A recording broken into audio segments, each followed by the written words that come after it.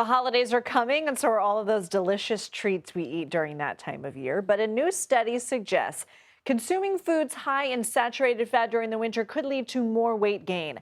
Researchers at the University of California, San Francisco found that when mice ate fatty foods in a simulated winter, their internal clocks were out of sync, and this caused them to be more sluggish, not exercise as much as the mice that ate unsaturated fats. And when it comes to humans, the team says that similar fatty diets and lack of sunlight may contribute to the, quote, high rates of obesity and sleep disturbances in our society. For more, let's bring in Dan Levine. He's the lead author of that study and a postdoctoral scholar of neurology at the University of California at San Francisco. Dan, thanks for being here. So these tests were performed on mice. How does this affect humans?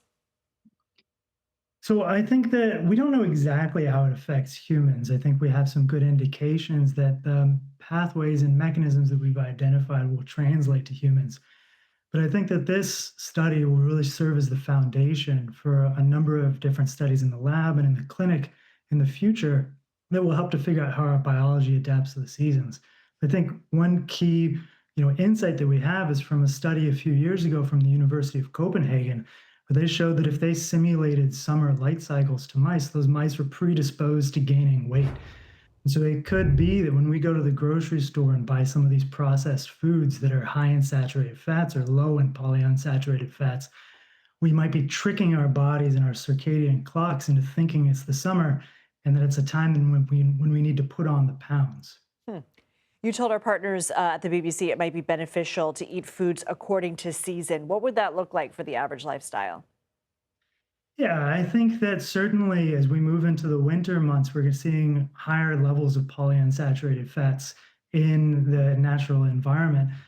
But I think that it's important to think about this in terms of, how we've changed our environment around us.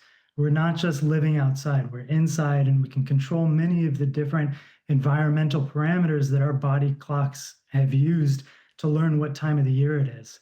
And so I think that you could try to incorporate more unsaturated fats into your holiday cookies, for example. But it's important also to look around at all of the other cues that you can control, like your light and your heat and things like that, and try and match all of those up and align them all to give your clock a consistent message of what season you're really in. Very interesting. Dan Levine, thank you. Thanks.